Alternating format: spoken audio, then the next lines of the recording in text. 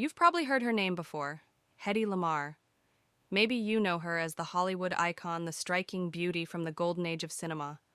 But what if I told you that the most brilliant thing about Hedy Lamarr wasn't her face on the screen, but the blueprint she left behind today? We're not just telling the story of a movie star. We're telling the story of a woman who defied the limitations the world forced on her. A woman whose intelligence was overlooked, whose invention was stolen, and whose legacy echoes through the very technology you're using right now. This isn't just history, this is justice.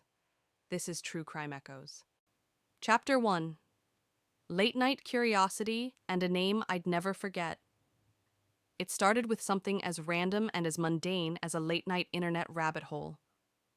You know those nights you open your laptop just to check something real quick, and the next thing you know, it's past midnight and you're 30 tabs deep into the history of cereal mascots or the secret lives of pigeons. That was me. Except this time I ended up Googling something totally bizarre. I don't even remember why, but I was suddenly wondering, is Napster still around? Yes, Napster. That rebellious little music platform from the early 2000s that turned the music industry upside down. I was just curious, okay?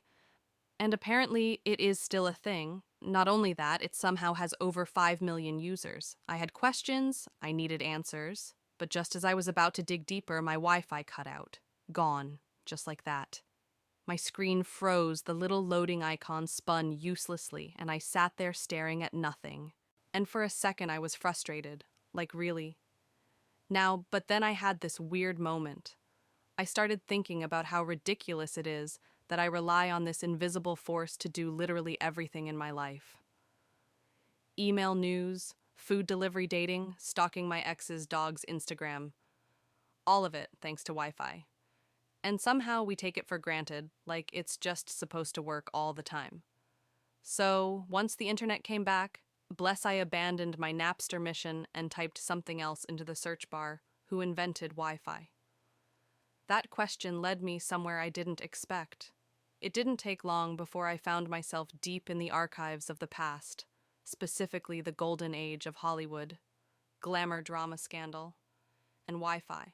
Turns out the technology behind Wi-Fi, what eventually led to the thing we now use for literally everything, was first developed by a woman. Not just any woman, a movie star, a controversial, impossibly beautiful, highly intelligent actress. Her name was Hedy Lamarr. And no, she wasn't just a face on a poster. She was an inventor, a wartime innovator. And depending on who you ask, she helped lay the groundwork for modern communication as we know it. Before this night, I had never heard of her. But what I found was a life filled with genius, loss, betrayal, scandal, and resilience. A woman ahead of her time who was dismissed, mocked, copied, and silenced until history slowly started to tell the truth. And now, I can't stop thinking about her. So if you're ready, let's rewind the clock. Back to the very beginning. This is the story of Hedy Lamarr, not just the Hollywood star, but the forgotten mind behind modern-day magic. And trust me, you're going to want to hear it all. Chapter 2: The Little Girl Who Took Things Apart. When we think of genius, I think we often picture something cold, clinical, someone hunched over in a lab coat scribbling equations on a chalkboard. But genius doesn't always look like that. Sometimes it looks like a little girl sitting cross-legged on the floor, dismantling a music box just to figure out how it works. That little girl was Hedy. She was born as Hedwig Eva Maria Kiesler on November 9th, 1914 in Vienna, Austria. And yes, her name was Hedwig, like the owl in Harry Potter, but decades before J.K. Rowling ever dreamed him up. She was an only child, raised in a well-off Jewish family in one of the most culturally rich cities in Europe. Her mother was a concert pianist, elegant and composed. Her father, he was more quiet and thoughtful, a bank director with a passion for how things worked. But more importantly, he adored his daughter. Hedy's bond with her father was deep. He didn't just love her, he saw her. Every Sunday, the two of them would take long walks through the streets of Vienna. Not aimless strolls either. These were curiosity missions. Her father would stop at a street lamp or a streetcar and explain to her in detail how it worked. How the gears turned, how the signals changed, how power moved invisibly from one place to another. Most kids would have zoned out after 10 seconds, but not Hedy. She soaked it up like a sponge, and when they got home, she didn't go play with dolls. She grabbed tools. She started taking apart everything in sight, clocks, radios, toys, anything she could get her hands on, not to destroy them, but to understand them, to figure out the logic behind how things came together. And then, miraculously, she'd put them back together again, even at 5 years old. 5. Meanwhile, I think at 5 I was still eating glue and getting stuck in furniture. But Hedy, she was basically reverse engineering the world. It wasn't just talent. It was this burning curiosity that never really left her. That hunger to know how and why, to question what everyone else took for granted, and I find that beautiful. Because it tells me she wasn't trying to be special. She just was. And no one, especially not in the 1920s, knew what to do with a girl like that. Because here's the thing. In that time, if you were a girl and you were smart, brilliant, even there was no path forward for you. You didn't become an engineer. You didn't go to MIT. You didn't invent things. You married well, stayed quiet, and looked pretty. And the cruel twist, Hedy was pretty. In fact, she was stunning, which meant the world decided that was the only thing about her that mattered. So she put her mind away, folded it up like an origami secret, and tucked it behind her smile. Because the world didn't want her genius. It wanted her face. But genius, real genius. It doesn't just disappear, it waits. It watches. It finds another way out, and in Hedy's case, it would one day help shape the future. But before that, her beauty would lead her down a path that was as dazzling as it was dangerous. One where the spotlight burned bright and not always in the way she hoped. We'll get to that. But first, we need to talk about the movie that changed everything, the one that made her famous and infamous at the same time. Chapter 3: Ecstasy and the Cost of Fame. I think we all have moments in life when we make a choice that changes everything. Sometimes we know it as it's happening. Other times, we only realize it years later when the damage is already done. For Hedy Lamarr, that moment came when she was just 18 years old. She had moved to Berlin to study acting, determined to make something of herself. Not as an inventor, not as a scientist, but as an artist, a performer. And she was good, so good in fact, that she caught the attention of European filmmakers. Then in 1932, she was offered the lead role in a Czech film called Ecstasy. Now, at the time, no one, not the audience, not the producers, not even Hedy herself, fully understood what kind of cultural earthquake this movie was about to become. On the surface, Ecstasy was a story about a young woman trapped in a cold, passionless marriage to an older man. She falls in love with someone else, experiences real desire for the first time, and tries to break free. It was artsy, emotional, layered, everything you'd expect from European cinema in the early 30s. But there was one scene, one moment that would define her for the rest of her life. It was the first non-pornographic film to depict a woman experiencing an orgasm on screen, and Hedy was that woman. Now she didn't know how close the camera was going to get. According to her, the director tricked her, told her to just express emotion while staring up at the sky. She thought it would be subtle, tasteful. She thought she was making art. Instead, the scene was raw, intimate, unapologetic, and the world lost its mind. People called it scandalous, vulgar, pornographic. The film was banned in several countries, including the United States and Nazi Germany. Religious leaders condemned it. Politicians raged against it. And yet critics at the Venice Film Festival praised it as bold, groundbreaking cinema. It won major awards. It was talked about everywhere. Hedy's face was suddenly famous. She had arrived. But not in the way she wanted. You see, instead of being remembered for her performance, or the emotional complexity of the role, she was reduced to one thing, that scene. One moment. One expression of female pleasure that the world didn't know how to handle. It followed her like a shadow. Producers wanted her because she was beautiful, because she was that girl from Ecstasy. But that also meant people didn't take her seriously. No one wanted to hear her speak. No one cared what she thought. And any attempt she made to step outside that image, well, it was dismissed. It's hard to imagine what that does to someone. To be publicly praised and privately shamed at the same time. To have doors open, but only if you agree to stay in the box they built for you. And what's worse, she was only 18. 18, still trying to figure out who she was. And suddenly the world had already made up its mind. She later said that she felt humiliated, betrayed, and deeply conflicted. Because while the movie made her career, it also stole her voice. From that moment on, everything she did, every role, every appearance was filtered through the lens of that performance. She was no longer Hedy the actress or Hedy the inventor, or even Hedy the human being. She was the woman who had an orgasm on camera. And no matter how far she ran, that label ran right alongside her. So what do you do when the world refuses to see anything more than your body? When your intelligence is buried beneath someone else's projection of who you're supposed to be? Well, if you're Hedy Lamarr, you don't give in. You find another way out.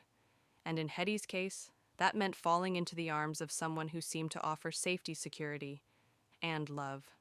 But, as you'll see, what she ran toward turned out to be even more dangerous than what she left behind. Chapter 4: A Dangerous Marriage and the Great Escape. You know how sometimes when you're trying to run away from one problem, you end up running straight into another one. That's what happened to Hedy. After ecstasy, her name was everywhere. Everyone had an opinion. Men wanted her. Women envied her. The press wouldn't leave her alone. And in the middle of all that noise, this one man stepped forward with open arms, a charming smile, and the promise of safety.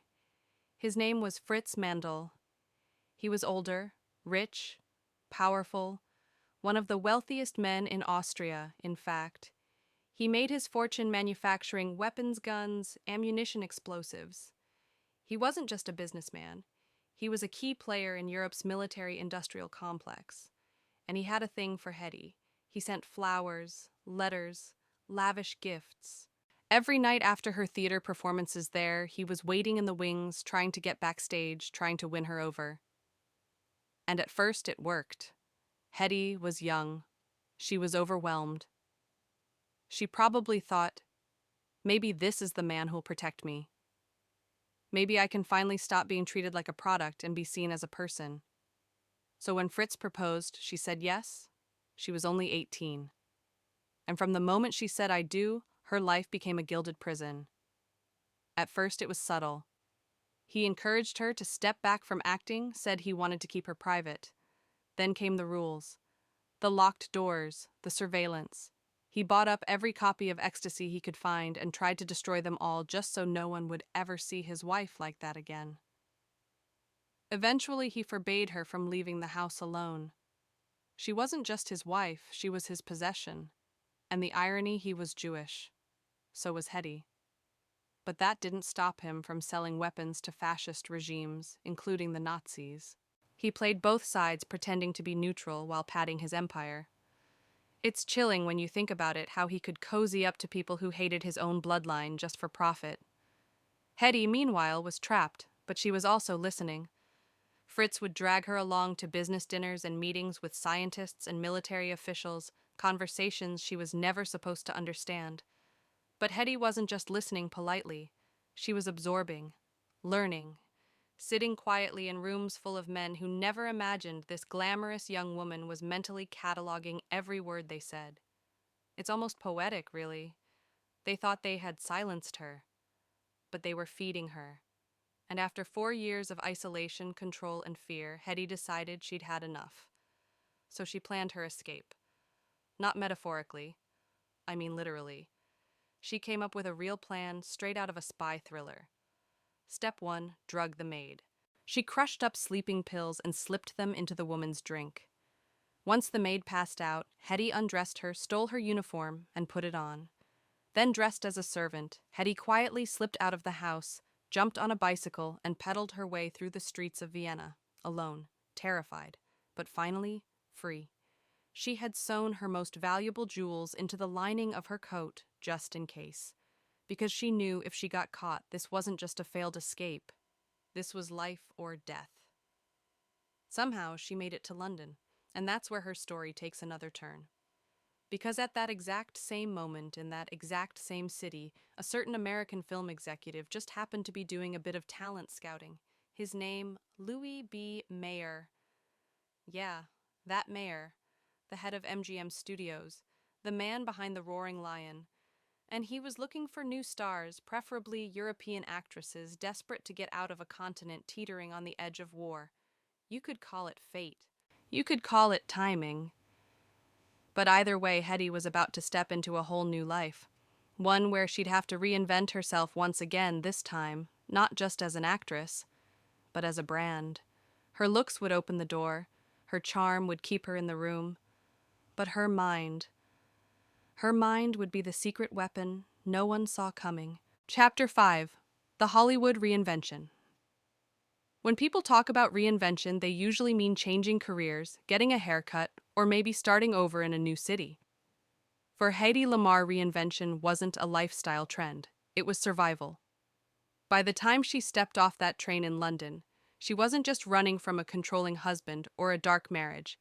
She was running from the version of herself the world thought it already knew. The girl from ecstasy. The scandal. The object. She needed a new beginning. And she was about to get it. Because across the Atlantic, Hollywood was hungry, especially for European beauty, especially with war creeping closer every day. Studios were scooping up actresses fleeing fascism, offering them contracts and glamour, and, let's be honest, a chance at freedom, but on their terms. And Louis B. Mayer, the powerful head of MGM, was in London at the exact same time shopping for the next big face. Of course, he'd already heard of Hedy. Everyone had. They met. He made an offer, a contract with MGM, $125 a week, exclusive rights, the dream. Except Hedy said no. She turned him down. Now imagine this for a second. A young woman still barely in her 20s in a foreign country, no legal protection, no permanent home. And yet she looked one of the most powerful men in Hollywood dead in the eye and said, "Thanks, but I'm worth more than that." That takes nerve. That takes self-worth. That takes vision. But Hedy didn't just stop there. She booked herself on the same boat back to the United States as Mayer and his wife. Not by coincidence, by strategy. On that ship, she didn't grovel. She didn't chase. She observed. She planned. She dressed impeccably. She floated around the ship like a vision, elegant, controlled, unbothered. And sure enough, Mayer noticed. Eventually, he asked her to join him for dinner. And this time, the conversation was different.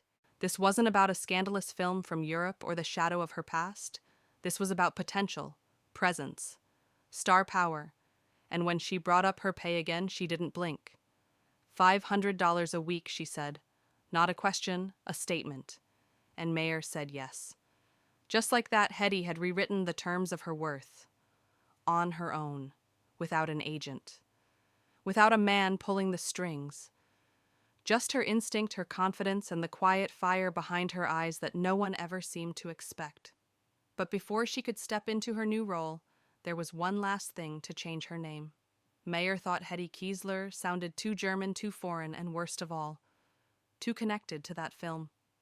So together they came up with something new, something glamorous, something that would roll off the tongue in marquee lights.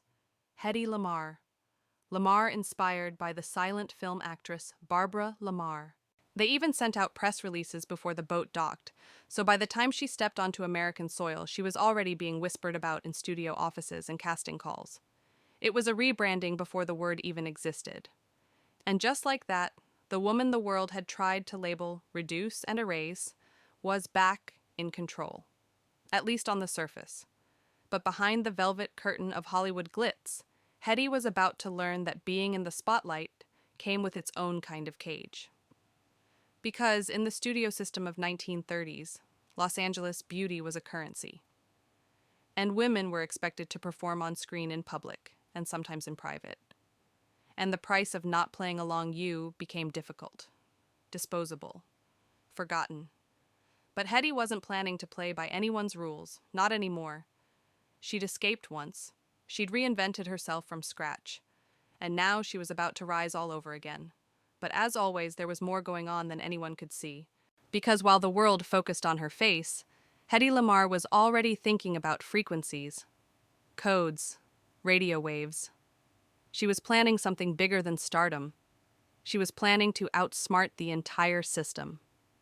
Chapter 6. Typecast and trapped fame is funny. From the outside, it looks like everything.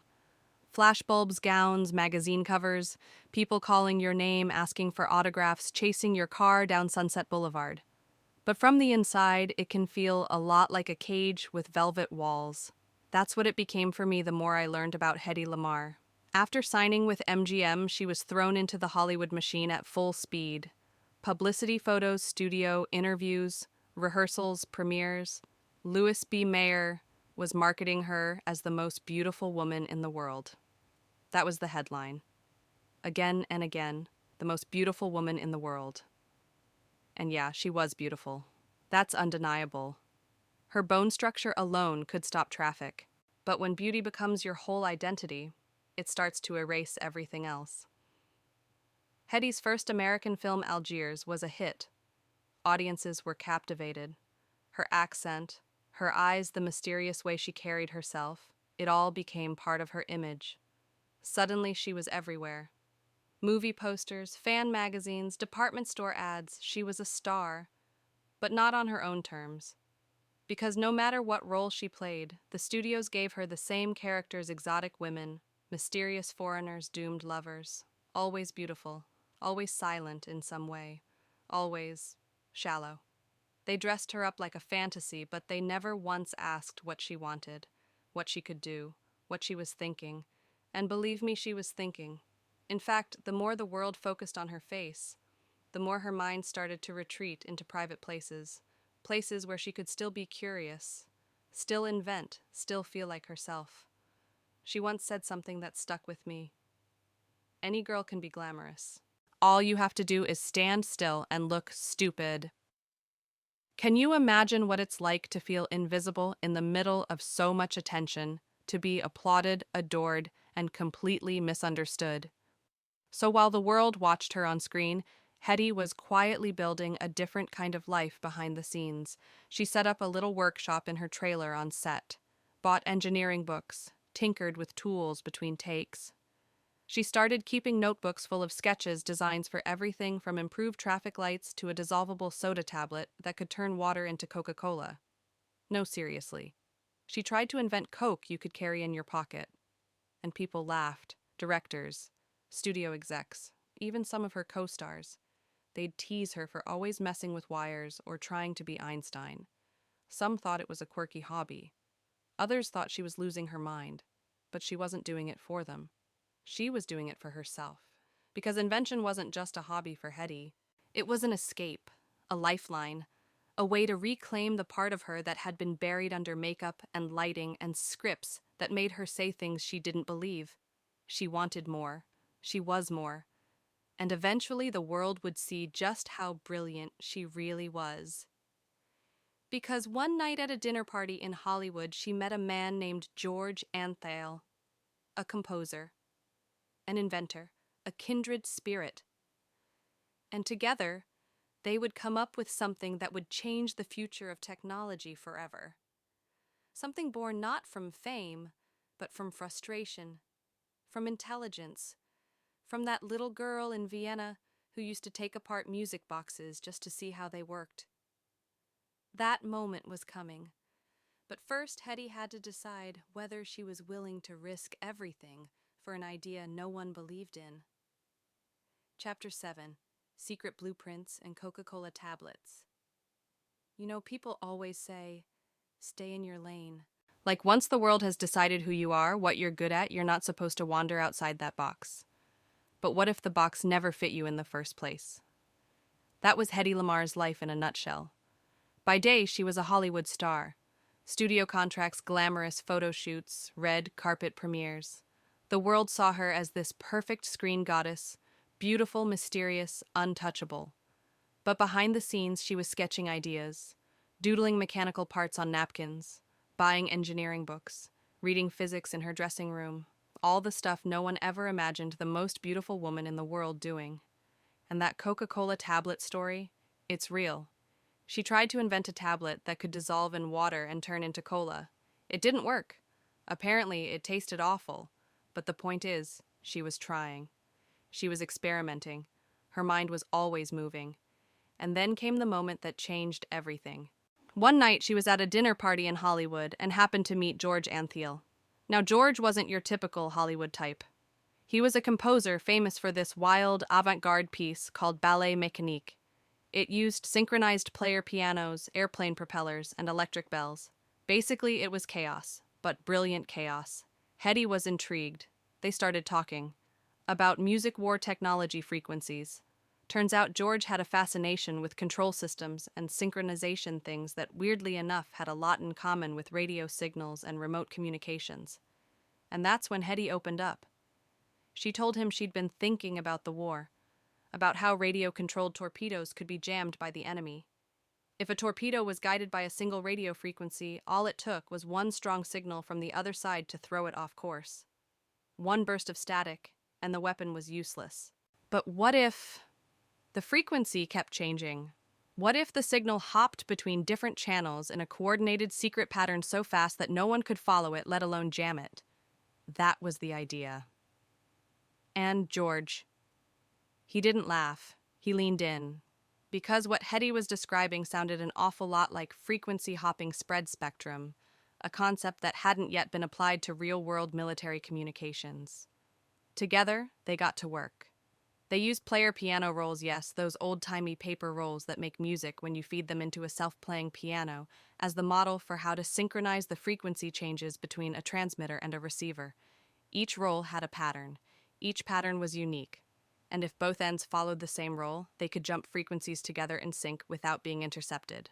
It was wild, creative, way ahead of its time. And in 1941, they filed a patent for it.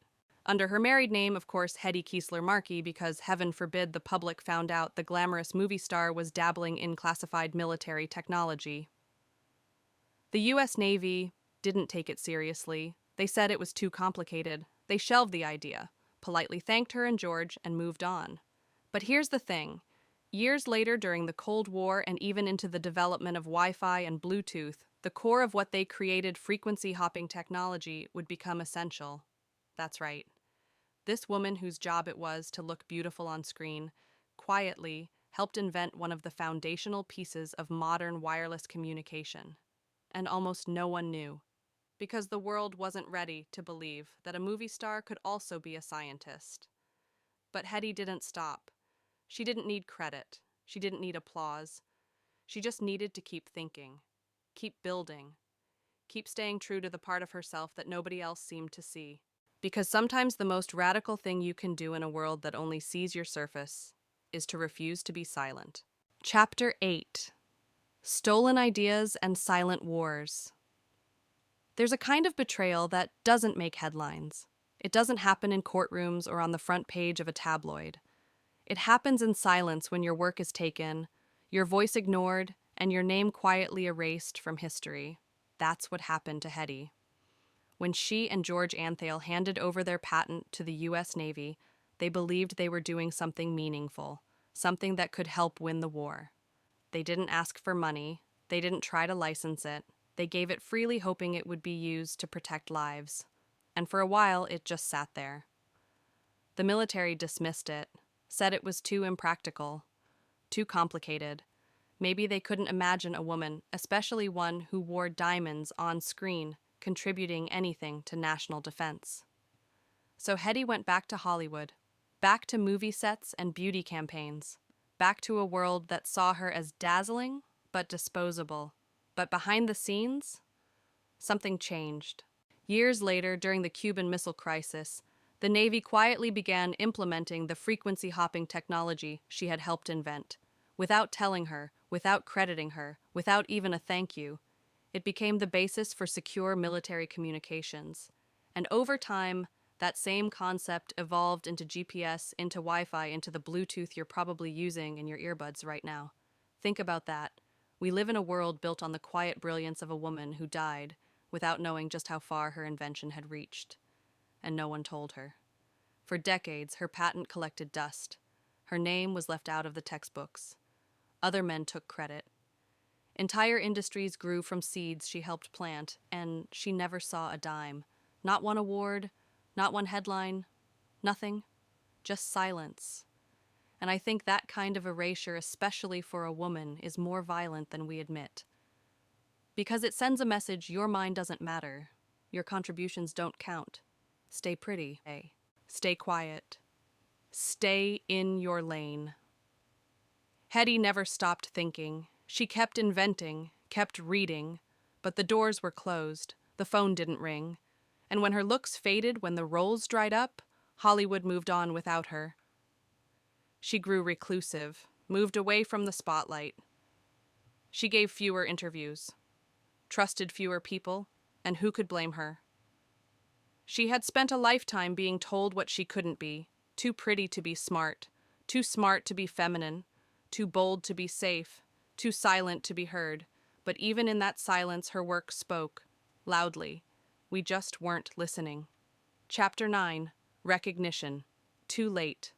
There's a certain kind of tragedy that doesn't come from failure, but from being forgotten. For Hedy Lamarr, it wasn't just that people stole her ideas. It wasn't just that she was cast aside once her looks faded. It was the quiet pain of knowing she had given the world something extraordinary, and the world never even said thank you. For decades, she lived in the background. Her Hollywood career had burned bright, and then burned out like so many others. By the 1960s, she was no longer the leading lady. Roles stopped coming. Tabloids turned cruel. Some mocked her for getting older.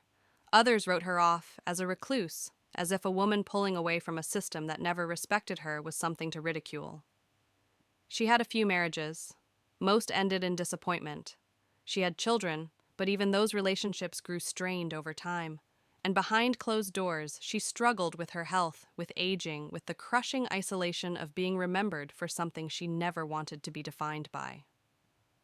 And all the while, the world kept advancing on the back of her invention. Satellites, secure military communications, cellular phones, Bluetooth, Wi-Fi. Her frequency-hopping technology was woven into the foundation of the modern world. Still, no one called, no plaques, no interviews, no awards. Until one day, someone noticed.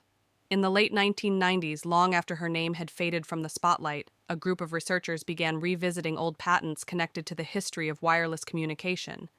And there it was, patent number 292-387, filed in 1941, inventors Hedy Lamarr and George Antheil, and suddenly the narrative changed. All at once, people began to realize what had been overlooked, who had been overlooked. Articles came out. Journalists scrambled to tell the story. A beautiful actress, who had also helped invent the technology behind Wi-Fi. It sounded almost unbelievable. But it was true. In 1997, 56 years after filing that patent, Hedy Lamarr was honored by the Electronic Frontier Foundation. They gave her a Pioneer Award. It was the first time she was officially recognized for her contribution to science and technology. She didn't attend the ceremony. By then, she rarely left her home in Florida. She was in her 80s. Her health was fragile. But when she heard about the award, she reportedly said, "It's about time." And honestly, she was right. It was about time. But it was also too late, because Hedy didn't get to see how her story would resonate with a new generation of women. Women who grew up being told that beauty and brains couldn't exist in the same body. Women who were tired of being underestimated. Women who finally saw themselves in her not as a cautionary tale, but as a blueprint. Today there are documentaries about her, biographies, TED Talks, even a satellite named in her honor. She's no longer just a footnote in film history. She's part of something bigger now. Something that proves genius doesn't always look the way we expect it to. Sometimes it comes with red lipstick and evening gowns. Sometimes it hides behind silence and suffering. And sometimes it doesn't get the credit it deserves until long after the applause has faded. Chapter 10. Legacy and Echoes. When I think about Hedy Lamarr's story, I don't just think about the glamour or the tragedy. I think about the quiet fight won that so many women know too well. The fight to be taken seriously, to be seen for your mind, not just your appearance, to have your work recognized without having to scream for it. Hedy didn't scream. She didn't push. She waited. And the world took its time. But even though her recognition came late, her impact never stopped growing. Today, engineers study her ideas. Technologists honor her contributions. Young girls read her story and realize they can be both brilliant and beautiful, curious and creative, a scientist and a star. Her life reminds us that invention doesn't always come in lab coats, that genius doesn't always shout it, often whispers from the corners where no one's looking, and sometimes it wears red lipstick and smiles for the camera even while it's designing the future behind the scenes.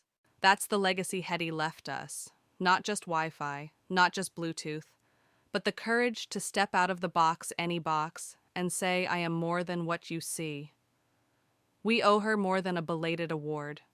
We owe her a shift in how we tell stories, whose stories we elevate, whose voices we listen to, because when we ignore brilliance in one person, we silence possibility for everyone.